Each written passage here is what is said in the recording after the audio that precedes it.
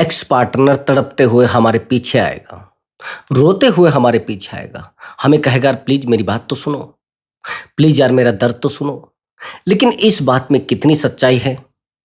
क्या सच में पार्टनर वापिस आ सकता है? तो उसके लिए क्या करना पड़ेगा आपको? क्या सच में हमारे पैरों में गिर सकता है पार्टनर? हाँ, लेकिन तरीका एक ही है, वो है साइकोलॉजिकल तरीका। मैंने बहुत सारे रिलेशनशिप को बेहतर किया है।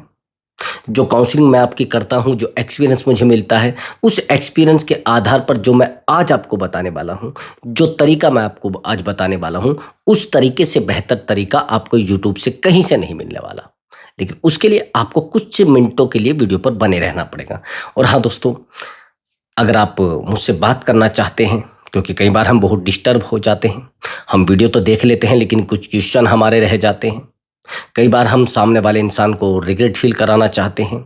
तो सामने वाले इंसान को अगर आप रिग्रेट फील कराना चाहते हैं तो अपॉइंटमेंट ले लीजिए, बात कर लीजिए। व्हाट्सअप नंबर दिया हुआ है, उस व्हाट्सअप नंबर पर आप अपनी कॉल बुक करा लीजिए।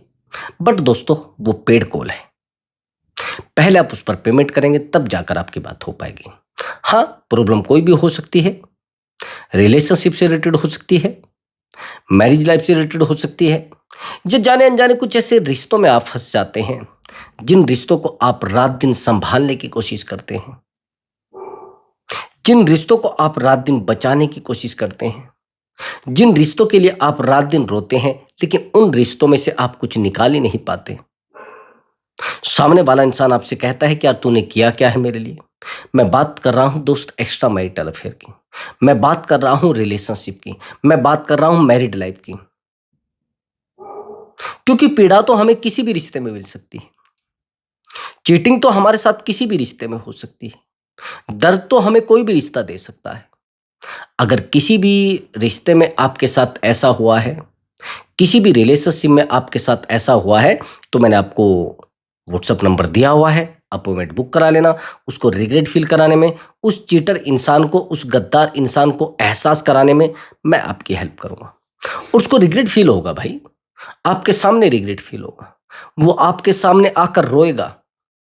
वो कहेगा यार प्लीज मुझसे बहुत बड़ी गलती हो गई, मुझसे बहुत बड़ी भूल हो गई, प्लीज यार ऐसा मत करिए। वो रोएगा आपके पास आकर। चाहते हैं ना ऐसा करना? तो चाहते हैं तो मैंने आपको बता दिया है, अपॉइंटमेंट बुक करा लेना।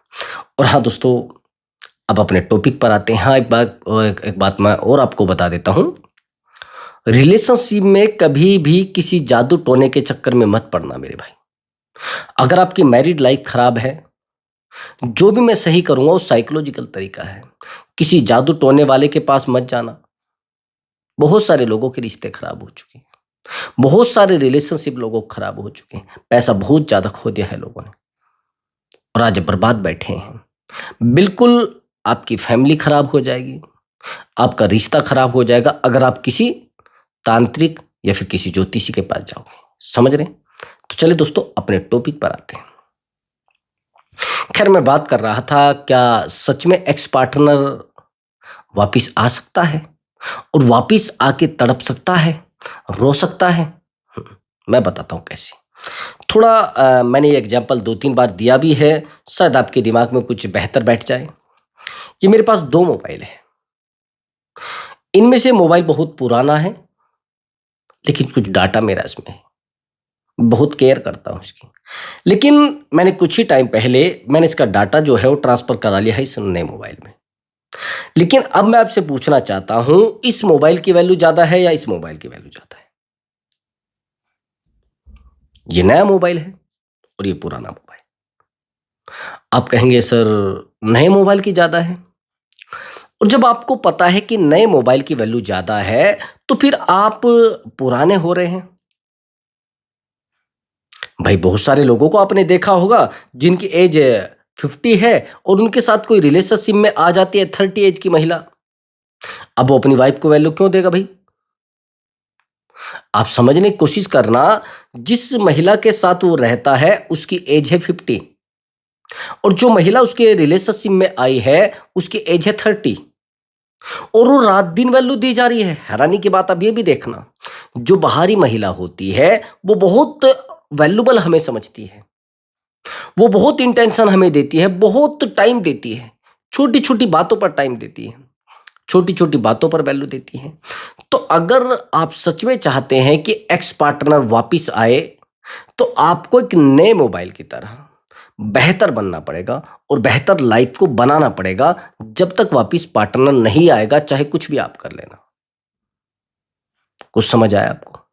भई पागलों के लिए कोई वापिस नहीं हुआ करता। ड्रामेबाजों के लिए कोई वापिस नहीं हुआ करता। कुछ समझ आया आपको मेरी बात? अगर कोई व्यक्ति ड्रामेबाज है, कोई व्यक्ति पागल है, बेवकूफ लोगों के लिए क्यों वापिस आएंगे भाई लोग? आपने एक बात सुनी होगी, ब्लैकमेल करना। कुछ समय पहली बात है, काफी टाइम हो गया है। मैं कॉल पर था और मेरा फ्रेंड किसी अपने फ्रेंड से बात कर रहा था। उसने मुझे एडवाइस के लिए लाइन पे लिया, तो उसने कहा कि उसी लाइन पर उसकी गर्लफ्रेंड भी थी। उस लड़के ने कहा कि ऐसा है, आपके मेरे पास फोटो है और प्राइवेट फोटो भी है, जो उसका बॉयफ्रेंड था, और अगर तुम मुझसे बात नहीं करेगी, तो जो मेरे पास फोटो है मैं वायरल कर दूंगा। यानी एक ब्लैकमेल किया गया उसको। तो मैंने कहा भाई मेरा तो कॉल काट दीजिए, आप बहुत गलत कर रहे हैं। आप हैरान हो जाएंगे, उस दिन के बाद आज तक उस लड़की ने नंबर ब्लॉक नहीं किया था उसका।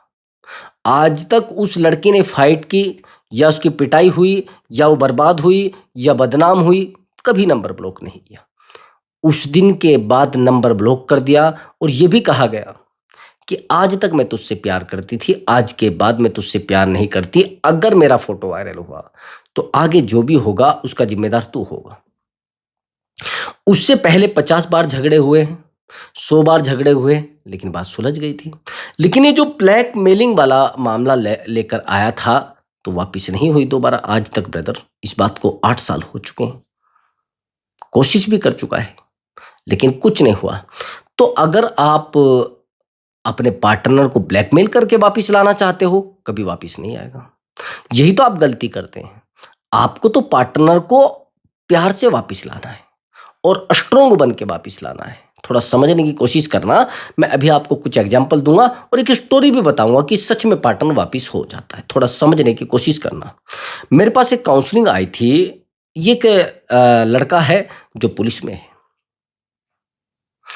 ठीक ठाक लाइफ चल रही थी, लेकिन इसका रिलेशनशिप जो बन जाता है, एक मैरिड महिला से बन जाता है। ये बहुत ड्रिंक करता था। ये तो स्वास्थ्य के लिए हानिकारक है, आप भी जानते हैं।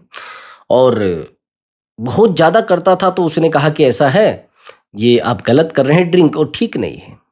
कोशिश करती है वो इसकी ड्रिंक छुड़वा देती है, लाइफ बहुत बेहतर चलने लगती है।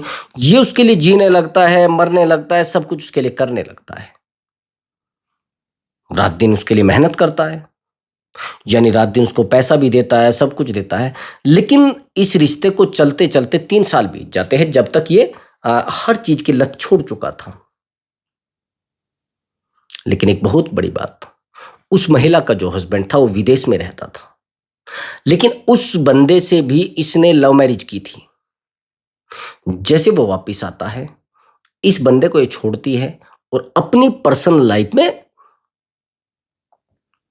बस गुम हो जाती है, मशगूल जिसको कहते हैं।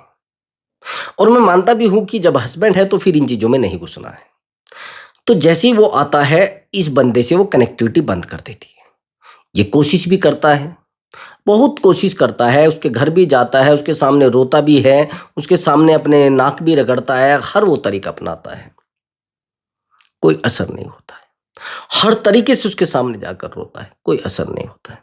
हर तरीके से उसको समझाता है, कोई असर नहीं होता है। हाँ, एक बात और भी है, उसको बहुत सारा इसने पैसा भी दिया था, लगभग 4 लाख रुपए, लेकिन उस महिला के ऊपर इस बातों को असर नहीं हो रहा था।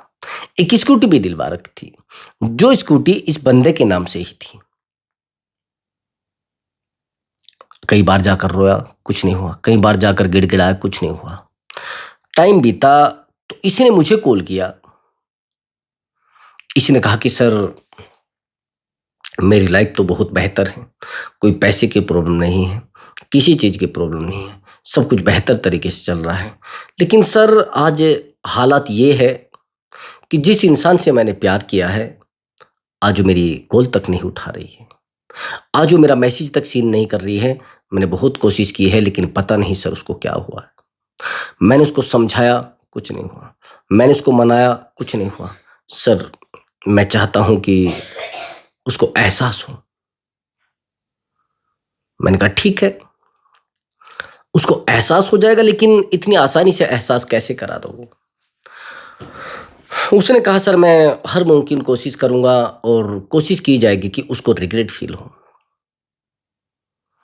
टाइम बीतता है, ये मुझसे काउंसलिंग ले लेता है लगभग 5-6 दिन तक। और 5-6 दिन तक काउंसलिंग लेने के बाद ये कुछ चीज़ें सीख जाता है और ये कहता है कि सर देखो जब तक मैं इसको एहसास नहीं करा दूँगा तब तक मैं दम नहीं लूँगा। मैंने कहा इसको ज़्यादा कॉल मत करना नहीं तो ब्लॉक कर देगी।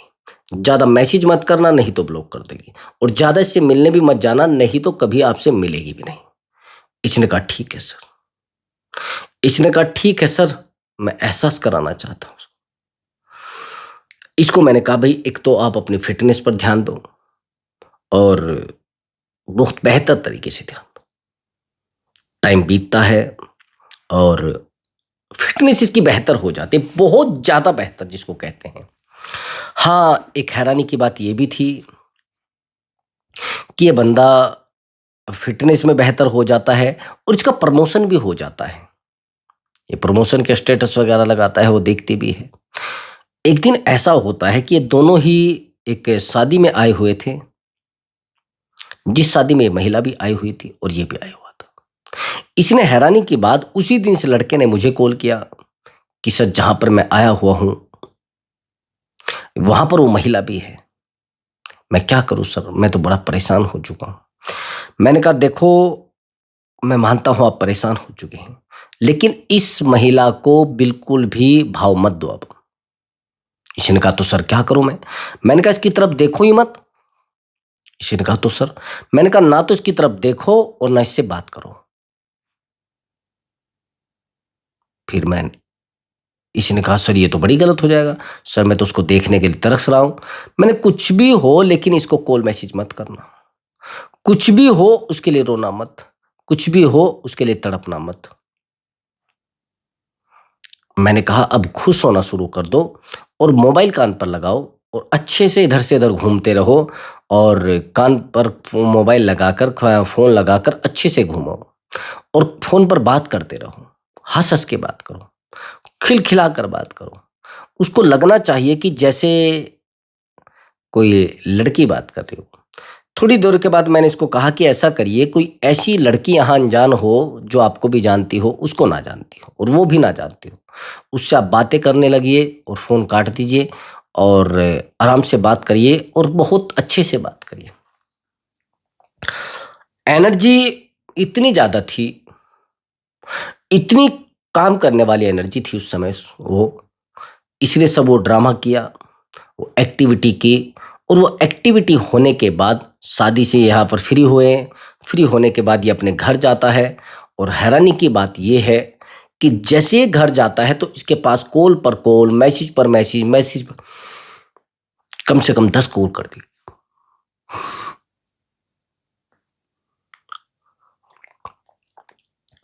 इसने मुझे बताया कि सर उसकी बहुत सारी कॉल आ रही है। मैं चाहता हूँ कि सर मैं बात करूँ उससे।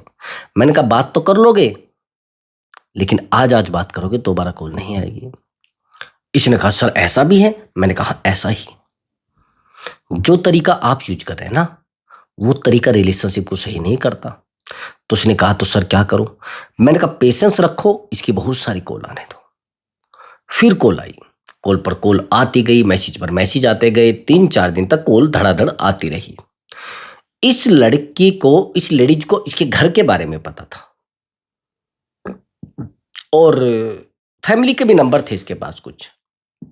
इसकी फैमिली में कॉल करती है, उनको कहती है कि यार मुझे मोहित से बात करनी है, मैं बहुत परेशान हो चुकी हूँ और मुझे कुछ उनको देना है, उनका कुछ मेरे पास सामान था और उसका नंबर नहीं लग रहा है। इसकी फैमिली में कॉल आता है तो फैमिली इसको कॉल करती है। अब जब कॉल करती है तो इसको बड़ा डिस्टर्ब होता है, मुझे कहता है कि सर ऐसा हो गया। हैरान हो जाएँगे आप, वो जो एनर्जी थी एक थर्ड पार्टी वाली, वो थर्ड पार्टी वाली एनर्जी इतना ज़्यादा काम कर गई कि जिसका कोई कोई असर बहुत ज़्यादा असर हुआ और हैरान हो जाएँगे, थर्ड पार्टी हस्बैंड थी। ये इसके पास गया ये इसके पास गया, इसने बोला कि आज के बाद तू मुझे कॉल नहीं करेगी। आप हैरान हो जाएँगे। 2 दिन के बाद वो इसको बार-बार कॉल करती है, बार-बार मैसेज करती है, बार-बार कॉल करती है और इसको कहती है कि मैं हर सिचुएशन में रहने को तैयार हूँ। लेकिन मुझसे गलती हो गई, मुझे माफ़ कर दीजिए, मैं बहुत परेशान हो चुकी हूँ। लेकिन एक्स पार्टनर वापिस आने का कारण आप जान रहे हैं क्या है? इसका वापिस आने का कारण, ये केवल चेक करने आई है। मैंने तो उसको बता रखा था, आप लोगों की लाइफ में अगर ऐसा हो जाए, आपका एक्स पार्टनर वापिस आए और वापिस आने के बाद आपको कहने लग जाए कि यार देखो, मुझसे गलती हो गई थी, मुझसे तो बहुत बड़ा गुनाह हो गया था, मुझसे तो बहुत बड़ा डिस्टर्ब हुआ था, ऐसा है और मैं आपके लिए जीना चाहता हूँ, मैं आपके लिए मरना चाहता हूँ, आपके बिना मेरी ज़िंदगी में कुछ है ही नहीं। ये सब अगर आपके साथ हो रहा है, थोड़ा रुक जाइए मेरे भाई, थोड़ा जल्दी मत करिए। एक्स पार्टनर 100 के 100% वापिस आएगा, लेकिन आप में पेशेंस होना चाहिए। आप में एनर्जी होनी चाहिए कि सामने वाले इंसान को वापिस लाना है, तो लाना ही है और वापिस लाने की अपने दिमाग में एक फिट कर लीजिए। एक टास्क बना लीजिए कि भई देखो इतने टाइम के बाद मुझे एक्स पार्टनर को वापिस लाना है। उसका सबसे बड़ा कारण था इस बंदे का वापिस आने का इसकी पॉजिटिव एनर्जी और उससे भी बड़ा कारण था इसकी फिटनेस। ये जब उस इंसान के साथ था, उस अपनी गर्लफ्रेंड के साथ था, तब ये पागलों की तरह उसका पीछा करता था। तब ये पागलों की तरह उसके पीछे रहता था। तब ये रात-दिन उसके पीछे डूबा रहता था। इसको पता नहीं रहता था कि मैं क्या कर रहा हूँ। इसको पता नहीं रहता था कि मैं कहाँ बर्बाद हो रहा हूँ। और आज की कंडीशन ये है कि सामने वाला इंसान इसको समझना नहीं चाहता। सामने वाला इंसान इसको प्यार नहीं देना चाहता। अब यही गलती आप किए जा रहे हैं। ये गलती पहले एक्सेप्ट करो कि हाँ, मुझसे गलती हुई है। तो ऐसे लोगों को जितना जल्दी हो सके रिग्रेट फील कराओ, एहसास कराओ और इनको दफ़ा करो भाई। और ये लोग आते ज़रूर हैं, आएँगे ज़रूर, लेकिन अगर आप स्ट्रॉन्ग हैं, तो ये रुक जाएँगे और अगर वीक हैं आप, भाग जाएँगे। फिर इनको आपसे कोई लेना-देना नहीं है। फिर आप चाहे कोशिश भी कर लें, नहीं टिकेंगे आपके साथ। तो ऐसे लोगों को रिग्रेट फील कराना बहुत ज़्यादा ज़रूरी है। ऐसे लोगों को बार-बार मैसेज करना बहुत गलत। आपको करना क्या है? अगर ज़्यादा रिश्ता बिगड़ गया है, तो एक उसको साइलेंट ट्रीटमेंट देना, फर्स्ट पॉइंट। उसको लगभग 15 डेज का एक साइलेंट ट्रीटमेंट देना। अब साइलेंट ट्रीटमेंट आप जानते हैं, व्हाट्सएप से बिल्कुल हाइड हो जाना और हाइड, डीपी हर चीज़ हाइड कर देना।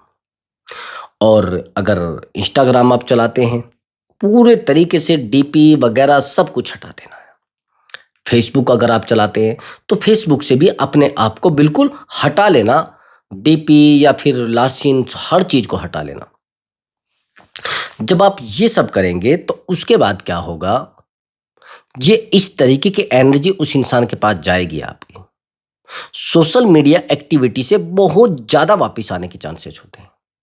तो जैसे आप इस तरीके की एक्टिविटी करेंगे, तो उसको लगेगा यार इससे कैसे हो सकता है? ये इंसान कैसे मेरे लिए रो सकता है? अरे! ये कैसे मुझसे दूर होकर अपने एन्जॉय कर सकता है अपनी लाइफ़ में? एक तो ये तरीका साइलेंट ट्रीटमेंट वाला, इसको लगभग 1 सप्ताह तक करना। फिर 1 सप्ताह के बाद आप एक रिवर्स साइकोलॉजी का यूज़ करना। आप जानते हैं रिवर्स साइकोलॉजी? पहले तो क्या करना है आपको? नहीं समझे? सबसे पहले आपको साइलेंट ट्रीटमेंट देना है उसको। उसके बाद एक रिवर्स साइकोलॉजी का आप यूज़ करना। यानी उस इंसान को एहसास होना चाहिए, वापिस आएगा। उसको लगेगा यार ये इंसान तो परेशान हो रहा था मेरे लिए, लेकिन आज परेशान क्यों नहीं है? ये इंसान तो मेरे लिए टूटा जा रहा था, लेकिन आज परेशान क्यों नहीं हो रहा? अगर ऐसा आपके साथ हो रहा है और ऐसा आपको महसूस हो रहा है, तो उस इंसान को रिग्रेट फील कराना बहुत ज़्यादा ज़रूरी है। समझ गए? तो बार-बार कॉल करना बहुत गलत, बार-बार मैसेज करना बहुत गलत, बार-बार उसके सामने जाकर रोना बहुत ज़्यादा गलत। तो मैंने कुछ पॉइंट आपको बताए हैं, रिवर्स साइकोलॉजी समझ लेना। सामने वाले इंसान को तो ये पता है कि भई अगर मैं इससे बात नहीं करूँगा, तो ये 100% रोएगा। लेकिन आपको पता ये होना चाहिए कि मुझे कुछ बेहतर करना है और इसको एहसास होना चाहिए कि कोई आदमी हमसे दूर जाने के बाद भी खुश रह सकता है क्या? हमसे अलग होने के बाद भी खुश रह सकता है क्या? समझ गए? सबसे पहले तो आपको ये शो कराना है उसको। समझ अगर आप ऐसा कर पाए, उस इंसान को एहसास होगा। वो इंसान आपके सामने आकर रोएगा। बार-बार उसको मैसेज मत करना, कुछ नहीं होगा। बार-बार उसको कॉल मत करना, कुछ नहीं होगा। हाँ, एक बात और मैं बता देता हूँ आपको। आपने उस इंसान को बहुत सारे कॉल किए। एक तो बिल्कुल भी सोशल मीडिया पर रोने वाला बिल्कुल भी कोई फ़ोटो, कोई इमोजी, कुछ लिखकर बिल्कुल कोई ऐसी फ़ोटो अपलोड मत कर देना जिससे सामने वाले इंसान को ये पता लग जाए कि ये मेरे लिए तड़पा जा रहा है, ये मेरे लिए मरा जा रहा है, इसकी ज़िंदगी बर्बाद हो चुकी है मेरे बिना। ये गलती से मत लगा देना। उसको एहसास होना चाहिए कि यार ये इंसान मुझसे दूर जाने के बाद भी खुश कैसे है। ये चीज़ें आपको डेली सोशल मीडिया पर डालनी है। जैसे फ़ेसबुक होती है, एक पोस्ट डालिए, एक स्टोरी बनाइए ताकि वो भी देख सकें। अब दूसरा तरीका, इंस्टाग्राम पर डेली स्टोरी डालिए, अच्छे-अच्छे फ़ोटो की डालिए, नई-नई लोकेशन की डालिए, अच्छे से फ़ेस को बेहतर बना के रखिए, शेविंग वगैरह सब करा के रखना। ऐसा नहीं कि आप रोने-धोने वाले फ़ेस को उसके सामने रखें। फिर वापसी की उम्मीद छोड़ देना। फिर एक्स पार्टनर का रोना कैसे रो लेगा भई? अच्छी चीज़ों को खोने के बाद आप रोते हैं। अच्छा एक बात बताइए, किसी बेवकूफ़ आदमी को छोड़ने के बाद भी रोता है क्या कोई? आपसे मैं पूछ रहा हूँ। किसी बेवकूफ आदमी को छोड़ने के बाद कभी नहीं रोते लोग। लोग रोते हैं तब जब उनसे कुछ बेहतर चीज छूट जाती है, जब उनसे कोई अच्छी चीज छूट जाती है। तो अगर ऐसा आपके साथ हो रहा है और ऐसा आपको कहा जा रहा है, तो जरूरी है आपका बहुत खुश रहना, जरूरी है आपका बहुत बेहतर दिखना। जिस दिन आप बेहतर दिख गए, उस दिन उस इंसान को एहसास होगा, उस दिन वो इंसान रोएगा और उस दिन उस इंसान को आपके सामने नतमस्तक होना पड़ेगा। रोएगा वो आपके सामने। एक बात का और ध्यान रखना, आपने तो बार-बार उसको कहा है, बार-बार उस इंसान को समझाने की ज़रूरत नहीं है और बार-बार उस इंसान को मनाने की भी ज़रूरत नहीं है।